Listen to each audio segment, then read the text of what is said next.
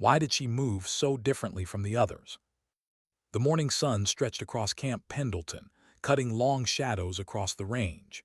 Chief Petty Officer Marcus Rivera had seen this scene thousands of times, new arrivals lining up, rifles glinting, boots in rows, instructors barking orders. But his eyes caught on someone who didn't quite fit. Among the steady rhythm of Marines preparing for weapons qualification, there was one figure whose presence felt sharper. She couldn't have been more than 25. Auburn hair tied back in regulation, green eyes narrowed with focus, posture that spoke of endless drills. Staff Sergeant Sarah Chen. The file in his office had told him nothing unusual about her. 4 years of service, clean record, solid fitness reports, a Marine like hundreds of others. But something in her movements made him pause. She wasn't nervous, not in the way the others were. Every Marine knew the Barrett .50 caliber rifle was more beast than weapon, a monster that bruised shoulders, rattled bones, and intimidated even seasoned shooters. But as she approached the weapon laid out on the firing line, there was no visible hesitation, no stiffness in her stance. She circled the rifle as if it were an old friend, her hands grazing the barrel, the scope mount, the bipod, with the calm precision of a surgeon inspecting instruments. Marcus frowned, watching through binoculars. He'd seen hundreds of Marines attempt their first live rounds with the Barrett. Most flinched. Some missed completely. A few had even needed medical treatment after recoil hammered them back. But Sarah, she lowered herself behind the weapon as if sliding into a familiar rhythm. What had shaped her into this? The target sat 800 meters downrange. Standard.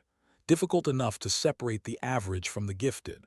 Marcus held his breath as she chambered a round, her motion smooth and economic, like she'd done it 1,000 times before. The shot cracked across the range, thunder in the air. Through the glass, Marcus watched the target flutter dead center. Impressive but not unprecedented. He'd seen natural talent before. What made his jaw tighten wasn't the hit itself, but her reaction. No satisfaction, no celebration, just a silent continuation, chamber, aim, fire again. A second hit, then a third. By the fourth, instructors had stopped their own demonstrations to watch. By the sixth, a small crowd had gathered. Whispered voices hung in the air. Who is she? How is she doing that? 15 rounds, 15 center shots, machine-like consistency. And when she was done, she didn't bask in the attention.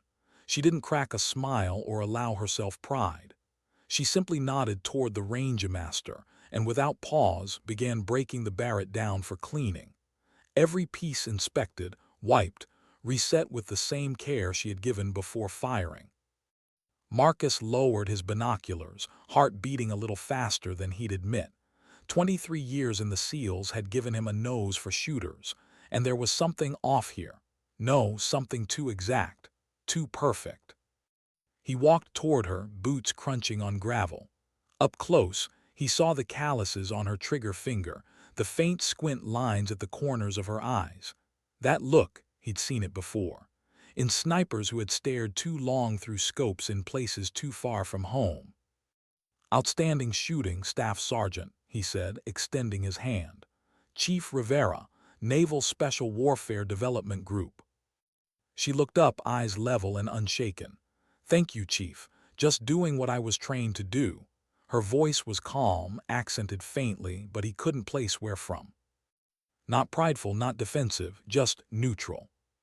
That kind of precision doesn't come from boot camp, Marcus pressed gently. Mind if I ask where you learned to shoot like that? Her hands didn't stop moving as she cleaned the bolt. My grandfather taught me when I was 8, started with a .22, worked my way up. He always said shooting was 90% mental, 10% technique. Her voice dipped when she mentioned him. A shadow across her face, gone as quickly as it came.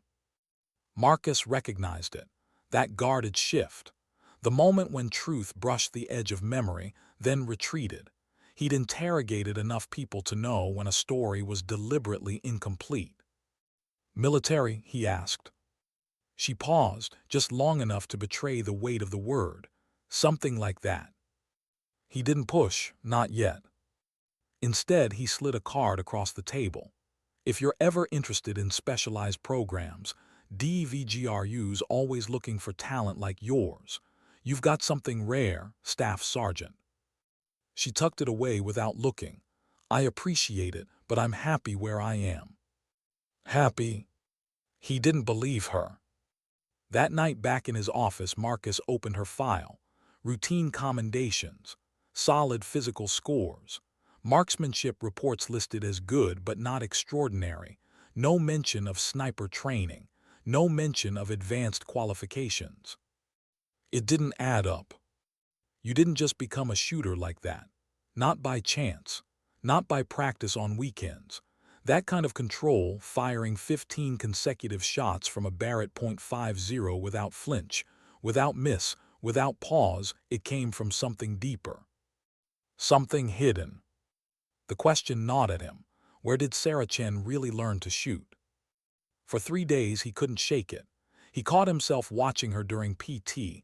The way she ran like distance was nothing, breath measured, never strained. During combat drills, her movements flowed faster, sharper than the others, like instinct, like muscle memory. And then came the exercise that made his suspicion solidify into something heavier. Close quarters drills, Marines moving room to room, breaching, clearing, an instructor up the stakes, a hostage scenario, one Marine as the captive, another instructor as the armed threat. The challenge: neutralize the target without harming the hostage. Most Marines played it safe, methodical, textbook. Sarah moved differently. She entered like water, silent, fluid, eyes scanning and calculating in less than a second. Her weapon snapped into position. The shot rang out. The captor dropped. The hostage untouched. Clean, perfect, no hesitation. The instructor muttered under his breath, staring at the precision. Chen, where the hell did you learn to shoot like that? Her answer was the same as before. Just practiced a lot, Sergeant. But Marcus saw what the others didn't. Her hands trembled as she holstered the weapon. Her eyes, for just a flicker, drifted far away. That distant look he knew too well. The look of someone not in the training room anymore, but back in dust, or mountains, or villages where the line between right and wrong had already blurred. The look of someone remembering. 2 days later the call came. Tom Walsh, Marine Corps Intelligence, Marcus's old friend. Gruff voice, years of favors between them. Your Marine's interesting, Walsh said. Officially everything's clean, unofficially a pause. There are gaps. Marcus leaned forward in his chair, pulse rising. Extended leaves marked as personal emergencies. No family records to back it up, and Customs caught her crossing into Canada during one of those leaves. No exit record for over a month. Canada. Alberta, Walsh confirmed. Place called High Prairie. Marcus frowned. He knew that name. Walsh lowered his voice. Northern Tactical Solutions, heard of it. Marcus's stomach tightened. He had. Whispers in Afghanistan, rumors in Iraq, a private training facility, elite, quiet, off the books, a place where billionaires, contractors, even certain agencies sent people for lessons that didn't exist on paper. Marcus, Walsh continued, there's talk on the circuit about a sniper, female, Afghanistan-Pakistan border, contracts no one else would touch, call sign Ghost. The word hung between them. Marcus closed his eyes for a moment, the pieces falling into place. The leaves, the skills, the distance in her eyes. Ghost. He ended the call and sat in silence. The fluorescent light in his office buzzed faintly above. On his desk her file sat open, her photograph staring back at him. Professional, clean, a Marine like anyone else. But the image blurred in his mind, replaced by what he had just learned. A double life. The Marine Corps Staff Sergeant and the unseen Ghost. Marcus exhaled slowly, heart heavy with the weight of it. He'd uncovered shooters before. He'd seen deception, hidden pasts, quiet secrets, but this felt different, more dangerous, more fragile. Because if Sarah Chen really was Ghost, then every choice she had made to hide it was a blade she carried silently. And the truth was, blades like that cut both ways. What would happen if she knew he was digging into her past? Marcus asked himself that question more than once over the following days. Curiosity was one thing, obsession was another, but something in him couldn't let it go. The image of her hands trembling after that hostage drill lingered in his mind. He had seen that tremor before in operators who carried ghosts heavier than their rifles. And now the call from Walsh gave shape to those suspicions. High Prairie, Northern Tactical Solutions, and a rumor that chilled him more than it excited him. Ghost. He knew what that name meant. Legends carried whispers across the special operations community. Most proved exaggerated. Some were complete fabrications. But every so often there was one story that kept resurfacing, always out of reach, impossible to confirm, yet too consistent to dismiss. A sniper who had pulled off shots no one else dared to attempt.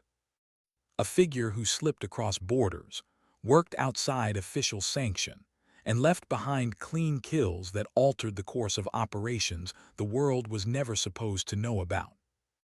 A shadow, a myth, a ghost. And Marcus was beginning to believe that ghost wore the face of Staff Sergeant Sarah Chen. He told himself to leave it alone. He told himself it wasn't his business. But the truth pressed in harder every time he watched her on the range or the training field. There was no denying it, her record didn't match her reality. And if she really had been living a double life, then she was either a liability or the most valuable asset he had ever stumbled across. That choice, he realized, would come down to how much he could trust her. 3 days after Walsh's call, Marcus found Sarah in the armory. She was alone, disassembling a rifle with the same meditative care she always showed. Light streamed through the high windows, catching dust in the air. She didn't look up when he stepped inside, but he saw her shoulders stiffen slightly. "Staff Sergeant Chen," he said quietly, voice measured, "I'd like a word privately." Her hands paused on the rifle just for a moment. Then she continued working, movements deliberate. "Of course, Chief. How can I help you?" Marcus closed the door behind him, letting the silence of the armory settle. He knew this moment mattered. Push too hard, and she might retreat behind walls he couldn't scale. Show too little, and she'd never believe he understood. "I've been doing some research," he began, careful, calm. "Your shooting skills are exceptional, more than exceptional. They don't come from Marine Corps basic training. They come from somewhere else. Somewhere specialized, somewhere real." Her hands slowed again. She placed the bolt down carefully, too carefully, as if it might break if she let her emotions bleed through. "I told you, Chief," she said evenly. "My grandfather taught me well." "I'm sure he did." Marcus stepped closer, voice softening. "But I'm curious about your travels to Canada, Alberta, High Prairie." This time her hands stopped completely. The silence between them deepened. Outside, faint voices of Marines carried on the wind, but inside the armory, everything was still. She lifted her head, and when her eyes met his, the softness was gone.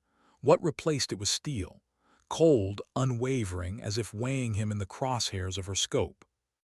"I think," she said finally, "we need to have a longer conversation, but not here." It wasn't an admission, not yet, but it wasn't denial either. That night, 20 miles from base, they met in a bar that smelled of wood smoke and spilled beer. A place far enough from uniform eyes that the two of them could talk without whispers chasing them back to command. Sarah had traded her fatigues for jeans and a plain sweater. Without the uniform, she looked even younger, but her eyes betrayed the truth.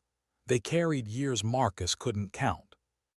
They sat in a corner booth, 2 untouched beers between them, the music low, the conversations around them nothing but background noise. For a long time she said nothing, just sat with her hands curled loosely around the glass, staring at the condensation sliding down the side. Marcus didn't push. He'd learned patience long ago in interrogation rooms and silent reconnaissance. Sometimes silence revealed more than questions. Finally, she spoke, her voice so soft he had to lean forward to catch it. "How much do you know?" Marcus met her gaze steadily. "Enough to know that Staff Sergeant Sarah Chen isn't the whole story. Enough to know about Northern Tactical Solutions. Enough to know about Afghanistan. And enough to know the call sign Ghost." Her eyes closed, just for a second.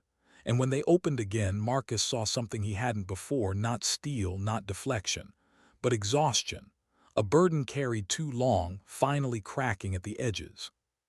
Her shoulders sagged slightly, as if the weight pressing on her spine had been lifted, just enough by hearing someone else speak the name she had carried alone. "I never wanted this life," she said quietly. Marcus didn't answer. He let her continue. "My grandfather wasn't just some hunting enthusiast. He was Sergeant Major James Chen, Chinese-Canadian Special Forces, Korea, Vietnam. Conflicts no one remembers because they were never meant to be public." She took a slow breath. "When my parents died, he took me in, and he didn't know how to raise a little girl. What he knew was discipline, marksmanship, survival. By 12, I could outshoot most adults. By 16, I was competing in precision rifle competitions across North America." Her eyes flicked up to Marcus, searching maybe for judgment. He gave none. "One of the instructors noticed me," she continued. "Said there were opportunities for someone like me, training that wasn't available through normal channels, work that mattered but never made the news. I was young, hungry, and I believed I could serve something greater." She gave a short, humorless laugh. "So I said yes." Marcus felt the pieces clicking tighter. "You trained at Northern Tactical." She nodded. "Summers, weekends, everything my grandfather didn't teach me, they did. Advanced marksmanship, surveillance, infiltration, languages. The instructors were the best from everywhere. SEALs, SAS, Spetsnaz, Mossad. They taught us things even special forces don't get in standard courses. And when I turned 18, they gave me my first contract." She paused, and Marcus caught the faint tremor in her hands again as she lifted the beer to her lips. Not nerves, not fear, memory. "War criminals, terrorist leaders, people the military couldn't touch because of politics. I believed I was doing the right thing." Her voice dropped lower, more fragile. "And maybe I was, but I was doing it in the shadows, alone. No recognition, no oversight, just the call sign Ghost." She finally looked at him fully.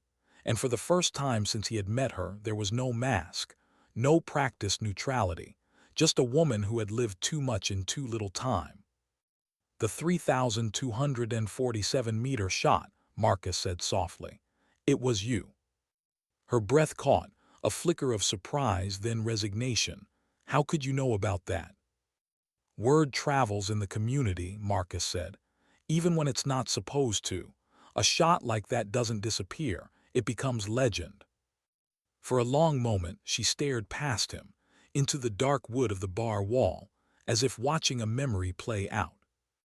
"It was my third contract," she whispered. "Taliban commander, planning a chemical weapons attack on a refugee camp. Location made conventional strikes impossible. Too close to Pakistan, too political, but someone had to stop him." Her voice steadied, but her eyes glistened faintly. 6 days crawling into position.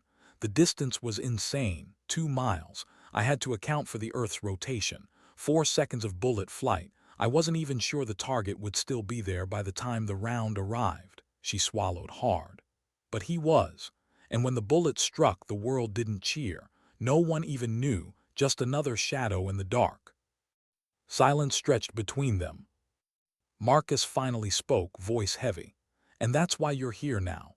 Why you chose the regular Marines. Because you're tired of being a ghost." Her lips pressed tight, then she nodded. "I want to serve in the light," she said. "I want to teach, to pass on what I know, to wear a uniform and mean it, not hide behind contracts and secrecy. I want to be Sarah Chen, not Ghost." Marcus leaned back, studying her. Every instinct in him screamed of the risk. She had broken rules, violated boundaries, crossed lines that could end her career if revealed. But beneath it all, he saw what he hadn't expected.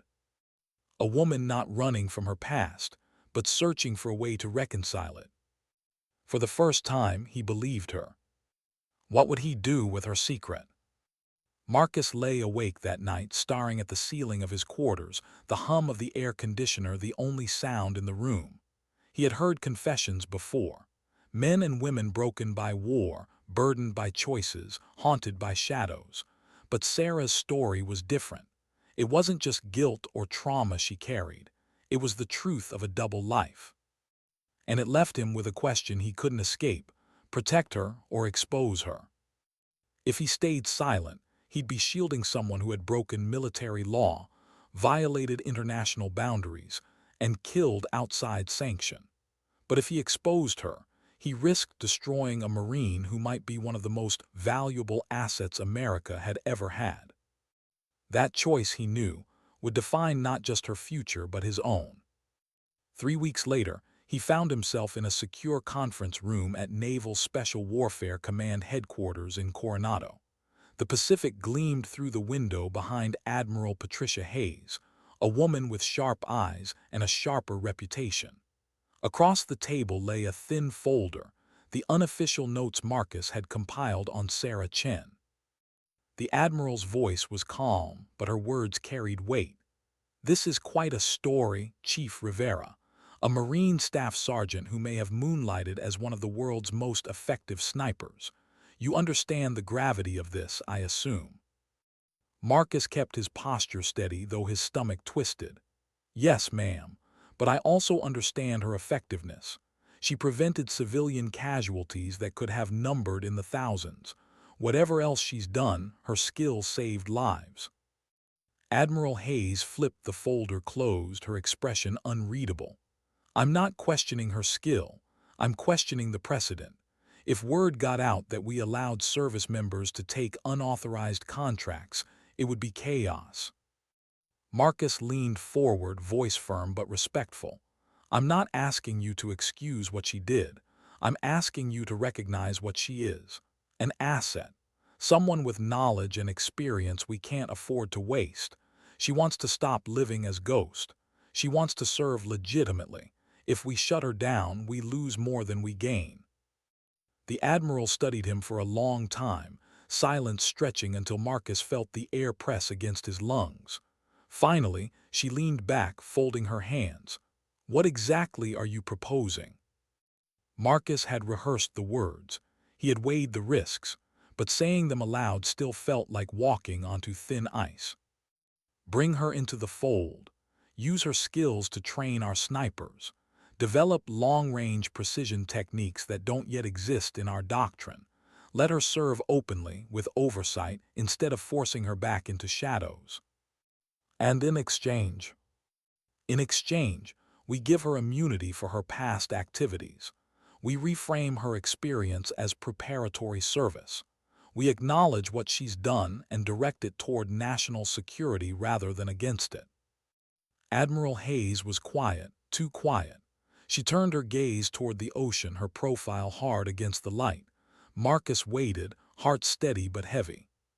Finally she spoke. "There's something else, isn't there?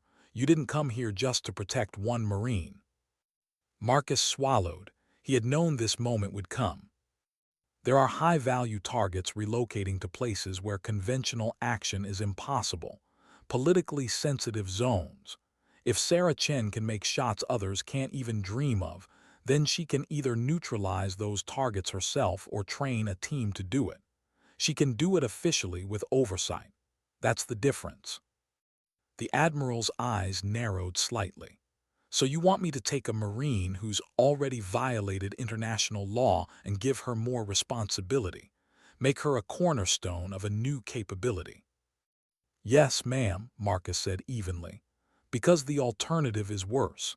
If we don't give her a place in the light, she'll remain in the shadows, and shadows have a way of turning on us." Silence again. The weight of it pressed heavier than before. Then Admiral Hayes stood, closing the folder and tucking it under her arm. I'll need to discuss this with people above my pay grade. Until then, she continues her duties as if nothing has changed. No contact with Northern Tactical, no whisper of this conversation. Is that clear? Perfectly clear, Admiral. Marcus left the room uncertain. He had laid his cards on the table. Whether Sarah's story ended in recognition or ruin was now in the hands of leaders who measured loyalty in risks and assets, not emotions.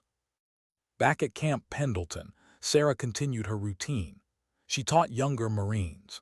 She ran drills with the same precision Marcus had first noticed. Outwardly, nothing had shifted, but he saw something subtle in her, the way her posture eased slightly when she instructed, the way her voice softened when she explained fundamentals to rookies who couldn't yet hit at 500 meters. It was the smallest glimpse of peace.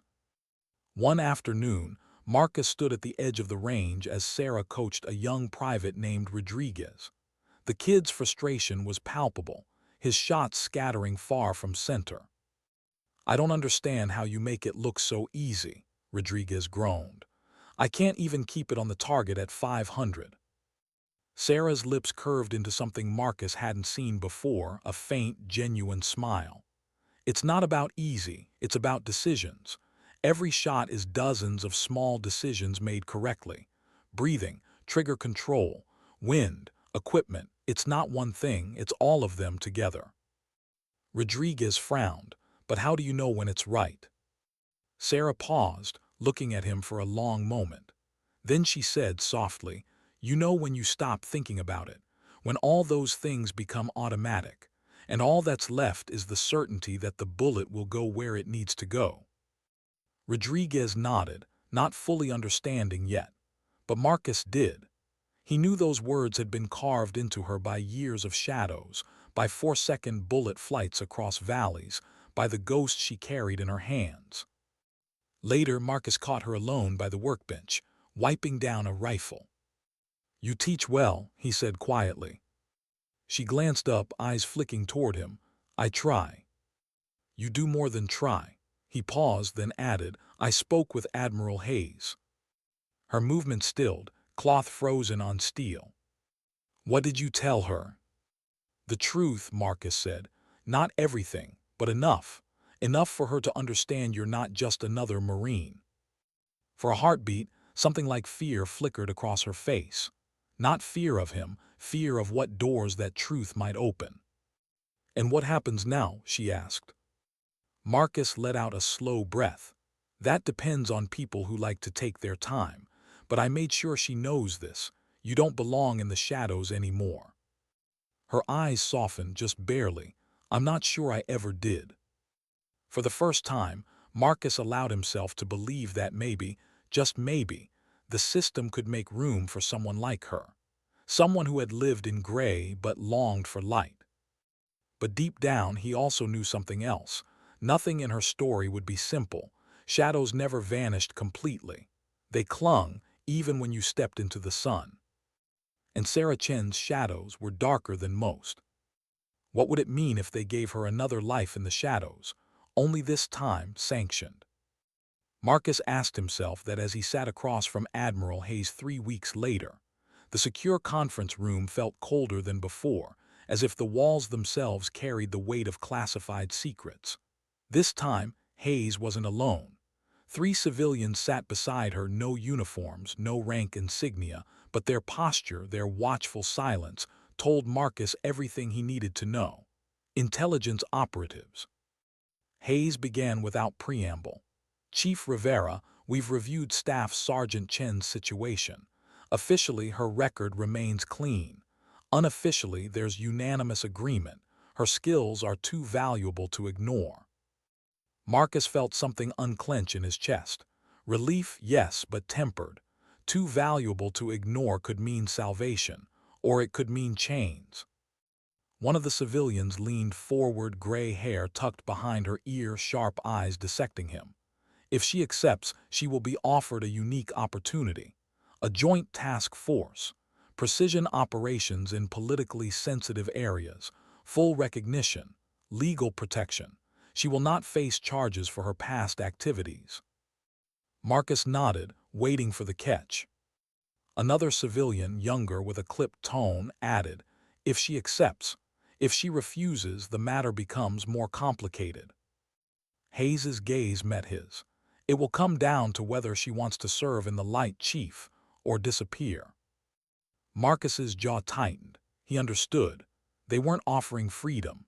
They were offering a choice that wasn't a choice. But he also knew Sarah, and this was closer to the life she wanted than anything she'd had before. When the meeting ended, Marcus drove back to Camp Pendleton with the classified folder still locked in his briefcase. He found her in the armory again, alone, cleaning a rifle with the meticulous attention that had first made him suspicious. "Staff Sergeant Chen," he said, keeping his tone calm, "we need to talk." She looked up, the same weariness in her green eyes. "This about my situation, Chief." "It is, and I have news." He explained everything, the meetings, the task force, the recognition. He watched as her face shifted, surprise first, then disbelief, then something he hadn't seen before. Hope. "They want to make my contract work official. More than that, they want to make you the founding member of an elite sniper unit. You'll have full legal protection, official status, the chance to train others." She leaned against the workbench, rifle still in her hands, as if she needed the grounding weight of steel to process what he was telling her. "What about the Marines, my position here?" "You'd retain your commission, but you'd be detailed to the task force. Think of it as the ultimate instructor role. Instead of training recruits, you'd be training the best shooters across every branch." She was quiet for a long time. Marcus could see the storm in her expression, the pull of legitimacy against the comfort of anonymity, the temptation of recognition against the fear of losing the fragile peace she'd built. "There would be conditions," she said finally, voice steady but low. "I won't take assignments that exist only for politics. I won't kill unless it's necessary to protect civilians or national security. No assassination for convenience." Marcus nodded. "The task force will operate under strict rules of engagement. You'll have input into missions, and you'll have the right to refuse what goes against your principles." She studied him and the team. Hand-picked volunteers, best shooters across the services, not just in skill but in psychology, people who can live with the weight. For the first time since he'd met her, Sarah Chen smiled, a small, tired but genuine curve of her lips. "People like me," she murmured. Marcus nodded, "Exactly like you." 2 months later, Sarah found herself stepping off a helicopter into the thin mountain air of Colorado. The training facility was hidden in the Rockies, far from public eyes, surrounded by peaks that kept secrets as well as any vault. 12 men and women waited for her, snipers from the Army, Marines, Air Force, and Navy. Each one carried their own reputation, their own scars. And each one looked at her with skepticism. The one who spoke first was Staff Sergeant Mike Collins, an Army Ranger sniper with 15 years in uniform and 3 combat tours. He crossed his arms, his voice edged with doubt. "No disrespect, ma'am, but I've never heard of anyone making consistent shots past 2,000 meters. That kind of thing's myth." Sarah didn't argue, she didn't lecture.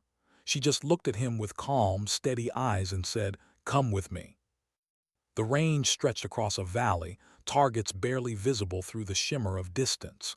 She chose one, 2,800 meters out, nearly identical to her record shot in Afghanistan.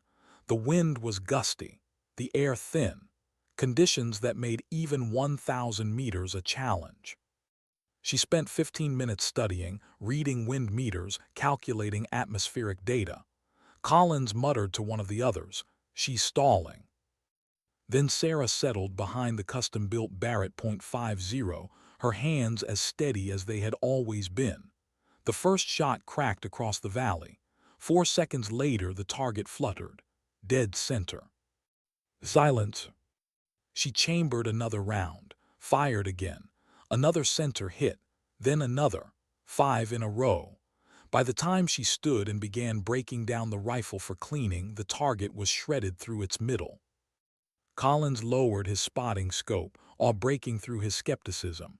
Jesus Christ, how is that even possible? Sarah looked at him evenly. Because it has to be possible. There are targets conventional forces can't reach. When politics, geography, or civilians prevent action, precision is the only option. Over the following weeks, the team transformed. Sarah taught them not just how to shoot farther, but how to think differently, to calculate the invisible, to live with the knowledge that when you pulled the trigger from 3 kilometers out, you had 4 long seconds to wonder if you'd been right. 4 seconds to question everything, she told them one night as the mountain wind howled outside the barracks. Your intelligence, your identification, your justification. By the time the bullet lands, it's too late to change your mind. You have to live with it. Collins became her most devoted student. The same man who had doubted her now followed her methods with intensity, pushing himself to 2,000 meters, then 2,200, then beyond. After his first clean hit at 2,400 meters, he turned to her, breathless, whispering, "You're not teaching us to shoot farther. You're teaching us to see farther." Sarah nodded. That was the point. It wasn't about range, it was about possibility. And slowly she began to feel something she hadn't felt in years. Satisfaction. Not from kills, not from secrecy, but from building others up, from passing on what had once been hers alone. The shadows were still there. They always would be. But for the first time she felt like she was standing in the light. What would happen when theory met reality? 6 months after its formation, the task force received its first operational orders. Sarah sat in the briefing room, the hum of projectors casting satellite images onto the wall. Around her, the 12 shooters she had trained leaned forward, eyes scanning maps of a mountainous region most Americans would never know existed. The intelligence officer's voice was steady, clinical. Target is Khalid al-Rashid, weapons coordinator for a splinter group planning a chemical strike on a refugee camp. He's operating out of a fortified compound here. A red circle appeared on the map. Location makes conventional action impossible, too close to a populated village, too politically sensitive for a strike package. Arrest is not feasible. The room was silent. Everyone understood what that meant. Sarah's chest tightened. She knew this scenario too well. It was Afghanistan all over again. Different name, different valley, same impossible circumstances. The officer continued. Rules of engagement are strict. Collateral risk must be 0. Engagement will be long-range only. 1 shot, 1 operator. All eyes shifted toward her. Sarah didn't flinch, but she felt the weight settle on her shoulders. The same weight she had carried as Ghost. Only this time it came with a difference. This time it wasn't in secret. She raised her hand. I'll take the shot. The mission planning began immediately. Topographic maps, weather models, satellite imagery updated by the hour.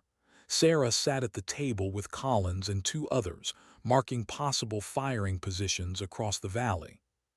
The wind here is variable, she said, tapping a ridge line. We need a position with consistent crossflow. If I go in here, she pointed to a rocky outcrop 2 kilometers north, I can get a clear line of sight without risking civilian visibility. Collins studied the terrain. That's a 4-day crawl minimum. Sarah nodded. I've done longer. The night before insertion, she sat alone in her quarters, cleaning her rifle. Not the Barrett this time, a custom-built .50 precision weapon with modifications she had personally requested. The smell of gun oil filled the room. She moved through the ritual slowly, each piece a reminder of the stakes. Her mind drifted back to Afghanistan. 6 days in the dust, 4 seconds of bullet flight, the silence afterward, and the knowledge that no one would ever speak her name in connection with it. She closed her eyes. This was different. It had to be different. At dawn, the team deployed. Helicopters dropped them miles from the compound, out of detection range. Sarah led Collins and a spotter named Ramirez along a grueling path of rock and scrub, moving only at night, resting during daylight. Each step felt familiar, almost too familiar, like slipping into an old life she thought she'd buried. On the fourth night, they reached the outcrop. The compound lay across the valley, lights glowing faint in the dark. Sarah set up the rifle, her hand steady. The rangefinder read 2,962 meters, nearly 2 miles, not as far as her record, but close. The wind whispered through the rocks. "Target expected to appear at 400, Ramirez murmured. Sarah lay prone, cheek against the stock, eye pressed to the scope. The world narrowed to glass, crosshairs, breath. She slowed her heartbeat, steadied her breathing. And then the door opened. Through the shimmering night air, a figure stepped into the courtyard, confirmed by intel, Khalid al-Rashid. Sarah's fingers settled on the trigger. She felt Collins beside her, tense, holding his breath as if the air itself might betray them. 4 seconds, that's what it would take. 4 seconds of bullet flight, 4 seconds to question everything. She squeezed. The rifle thundered, recoiling into her shoulder. The night seemed to hold its breath. 4 seconds stretched like eternity. Then impact. The target dropped instantly. No collateral, no panic, just silence. For a moment, Sarah didn't move. The scope still held the image of the courtyard. Guards rushed forward, shouting. But their confusion masked the truth. They didn't know where the shot had come from. "Target down," Ramirez confirmed. His voice was hushed, almost reverent. Collins exhaled. "Clean, goddamn clean." Sarah broke down the rifle with the same deliberate care she always did. Each motion steady, controlled, but inside something shifted. It wasn't the relief she expected. It wasn't triumph. It was something quieter. For the first time in her life, she had taken a shot like that with the weight of official sanction behind it. She had done what she had always done, only this time she wouldn't have to hide. Extraction was smooth. Within 48 hours they were back on American soil. The official report was concise: target eliminated, 0 civilian casualties. But Sarah knew the report would never capture what had truly happened, not just the shot, but what it meant. 2 weeks later, she stood in front of her team during a debrief. "What matters isn't the range," she told them. "It isn't the record. What matters is certainty. Certainty of target, certainty of purpose. If you don't have that, the range doesn't matter." Collins leaned forward, eyes locked on her. But it was damn near perfect. Sarah allowed herself the faintest smile. Perfection doesn't exist. Only preparation. Only discipline. The moment you believe otherwise, you've already missed. That night, alone in her quarters, she opened a small notebook her grandfather had given her when she was 16. The pages were filled with his handwriting, lessons, notes, fragments of wisdom. She flipped to a page she had read countless times. A true marksman does not chase recognition. A true marksman serves purpose. If you have to choose between glory and clarity, always choose clarity. She traced the words with her finger. For years, she had followed them in the shadows. Now, finally, she was beginning to understand what they meant in the light. Marcus visited her the next day. He leaned against the doorway as she sat at her desk, pen in hand. "You did good," he said quietly. She looked up. "We did good. The team made it possible." He smiled faintly, always deflecting. She arched an eyebrow, "Says the seal." They shared a silence then, comfortable, unforced. Marcus's voice softened. "How does it feel, not being Ghost anymore?" Sarah considered. She thought of the compound, the courtyard, the 4-second bullet flight. She thought of the silence that followed, and the fact that, for once, it wasn't a silence she had to carry alone. "It feels lighter," she said finally. "Not because the shot was easier. It was, but because this time I wasn't hiding. This time I wasn't just a shadow." Marcus nodded slowly. He saw the truth in her eyes. For the first time, Sarah Chen wasn't carrying the burden alone. And for the first time, Ghost was fading into history. Why did teaching feel heavier than shooting? 2 years after the formation of the task force, Sarah stood at the front of a classroom at Quantico. Rows of Marine instructors faced her, men and women who trained the next generation of military snipers. Their eyes carried skepticism, curiosity, sometimes even doubt. She felt it pressing against her as much as the weight of any rifle she'd ever carried. The projector behind her showed a diagram, bullet trajectory at distances beyond 3 kilometers. The key, Sarah said, her voice even but firm, is understanding that at these ranges you're not just fighting gravity or wind. You're fighting the planet itself, the Earth's rotation, temperature shifts, the shimmer in the air that bends light through your scope. At 3 kilometers, a fraction of a degree becomes the difference between mission success and catastrophe. A hand went up. One of the instructors, grizzled, with the kind of face that spoke of deployments stacked one after another. Staff Sergeant Chen, there are rumors. Shots taken at over 3,000 meters, some say 4. Can you confirm the longest you've ever attempted? The room stilled, dozens of eyes fixed on her. She let the silence stretch, feeling the weight of their anticipation. She could tell them the truth, that she had lain prone for 6 days in the Afghan mountains, heart beating slow, breath steady, when the shot stretched across 3,247 meters, that she had held her breath for 4 seconds, waiting for the earth to decide if she was right. But she also knew that some truths were too heavy for a classroom. I can confirm, she said carefully, that our task force has engaged targets at distances once considered impossible. With proper training, equipment, and environmental analysis, you can extend your effective range far beyond what traditional doctrine teaches. But distance is not the point. Certainty is. Murmurs rippled through the room. Some were satisfied, some weren't. But Sarah had learned that skepticism was inevitable. What mattered was planting the seed, the idea that limits were not always limits. After the lecture, she retreated to her office, a small space cluttered with maps, ballistics tables, and notebooks filled with equations. Marcus appeared at her door, now a master chief and senior advisor to the task force. How does it feel to be training the trainers? He asked with a small smile. Sarah leaned back in her chair, exhaling. Surreal. 3 years ago I was operating off the books. No recognition, no oversight. Now I'm rewriting doctrine. Marcus nodded, stepping inside. And they're listening, whether they admit it or not. Some days I wonder, Sarah murmured.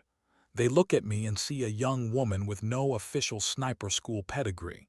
They don't see the years I spent in the shadows. They don't see the weight. That's because they're not supposed to, Marcus said, his voice softened.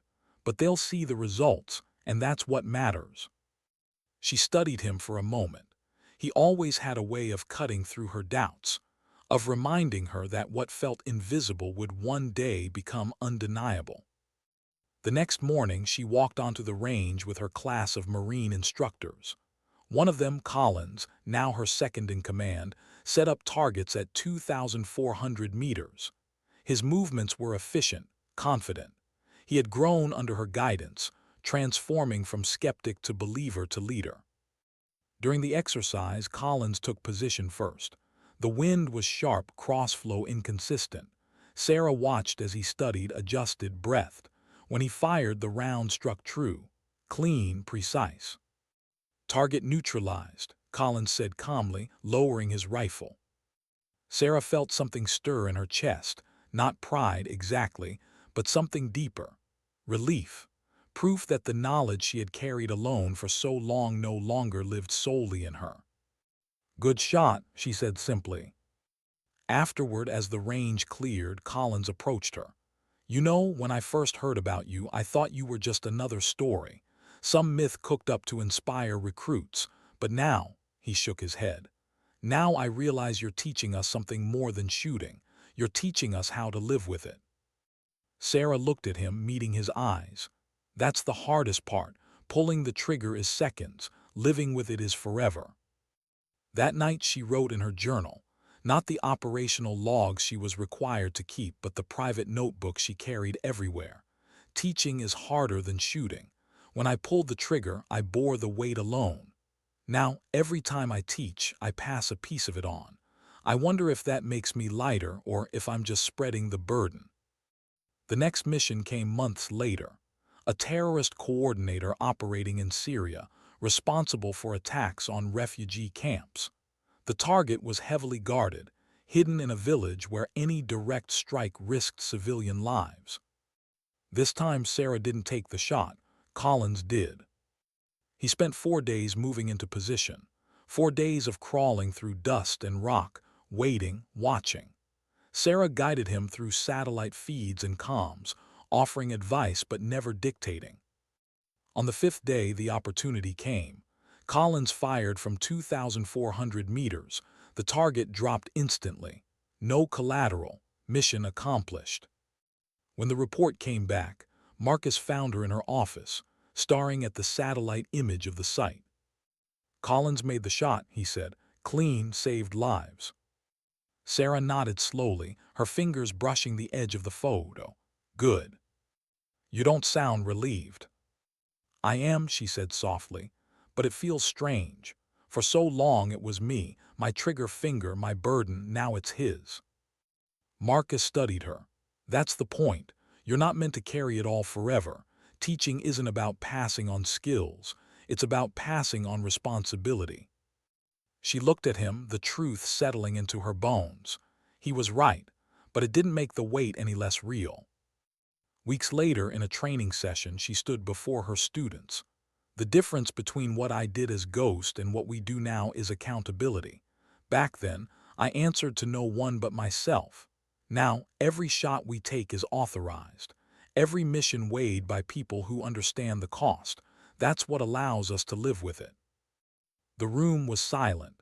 She saw in their faces the question she had once asked herself. Could they live with it? Would they be strong enough when the time came? Later, alone, she admitted the truth to her journal. I'm not sure accountability makes it easier, but it makes it honest. And maybe honesty is the only way we survive. When word came that she was being considered for promotion to gunnery sergeant, she felt nothing at first. Then slowly, the meaning began to sink in. She wouldn't just be an operator. She wouldn't just be an instructor. She would be responsible for shaping the Marine Corps' entire doctrine on extreme precision shooting. Marcus found her the night before the board review. She was sitting on a bench outside the barracks, staring at the horizon. You've come full circle, he said. She looked at him, from learning in the shadows to teaching in the light. And now, Marcus added, you'll write the book others will follow. You'll make sure no one has to take the path you did. She was quiet for a long moment. Then she whispered, maybe that's the only redemption left for me. Marcus shook his head. Redemption isn't about erasing the past. It's about what you do with it. Sarah closed her eyes, the wind cool against her face. She thought of her grandfather's words, of the life she had lived as Ghost, of the students she now trained. And for the first time, she believed Marcus might be right. What did it mean to be honored for skills that once lived only in the dark? The promotion ceremony at Quantico was crowded with uniforms from every branch. Flags lined the walls, brass polished, voices hushed with the formality of tradition. Sarah stood at attention, her posture perfect, though inside her chest a storm swirled. She heard the words, by the authority vested in me, Staff Sergeant Sarah Chen is hereby promoted to gunnery sergeant. But they felt distant, almost unreal. Applause followed. Hands reached to shake hers. Smiles, congratulations. For most, this was a culmination, a moment of arrival. For Sarah, it felt like standing at the edge of two lives. One lived in silence, the other just beginning. When the ceremony ended, she stood aside while others mingled. Marcus found her there, still in uniform, eyes fixed on the metal pin to her chest as if it didn't quite belong. You don't look happy, he said quietly. She exhaled slowly. I don't know what I look like, proud, maybe, but it feels complicated. These people are shaking my hand for things they'll never really know about. Marcus tilted his head. They're shaking your hand because you carried the weight when no one else could. And now, you're making sure no one has to do it the way you did. Her eyes softened. For all his bluntness, Marcus had a way of stripping truth bare. That night at the celebration dinner, officers raised toasts in her honor. To Gunnery Sergeant Chen, one said, her expertise has revolutionized our approach to long-range precision. Glasses clinked. Cheers rose. When it was her turn to speak, she rose slowly, her voice steady. I don't believe in perfection, only preparation. What I've learned in my career is that discipline and clarity matter more than distance or numbers. Every shot you take carries weight. A life changes or ends, sometimes many. What matters most is that you can live with what you've done. And that's not a skill you find in manuals. It's a choice. Every time. The room quieted. Not the silence of formality, but the silence of recognition. They understood at least partly. Later, when the crowd thinned, she slipped outside. The night air was cool. She walked alone, the metal heavy on her chest, until she reached a quiet corner of the base. There she sat, staring at the stars. Memories returned unbidden. The faces of targets, the whisper of contracts she had taken as ghost, the 6-day crawl in Afghanistan, the 4-second wait. She saw them all not as statistics but as fragments burned into her. She whispered to herself almost like a prayer, "This time is different. This time it has to be." The weeks that followed brought new responsibility. She was tasked with developing the Marine Corps' first official program on extreme precision marksmanship, doctrine that would codify the skills she had once learned in secret training grounds. Her office filled with charts, calculations, drafts of training manuals. She spent long nights writing, crossing out, rewriting. Each page felt like stitching a wound she had carried for years. One evening, Collins entered her office, dropping a stack of reports on her desk. The training evaluations from last month. The numbers are strong, stronger than expected. She glanced at the papers, then back at him. Numbers don't matter if they don't understand the weight. He leaned against the desk, arms crossed.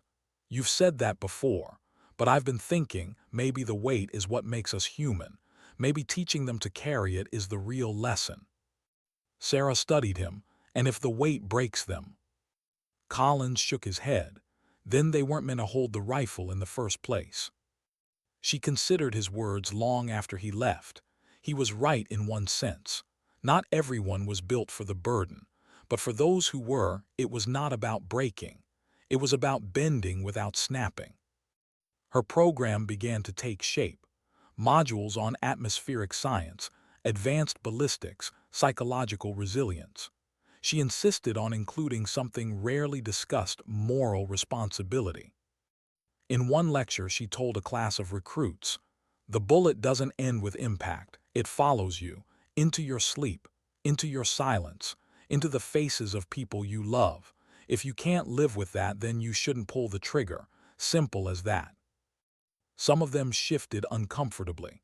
Others stared at her with wide eyes, but she didn't soften the message. If they couldn't handle it here in a classroom, they wouldn't survive it in the field. Weeks later, Marcus returned from a mission briefing with news. There's talk of expanding the task force. Your doctrine isn't just staying in the Marines. The Army, the Air Force, even the Navy wants it. You're changing the entire game. Sarah sat back, absorbing the words. A program born from shadows, now spreading into the light of every branch.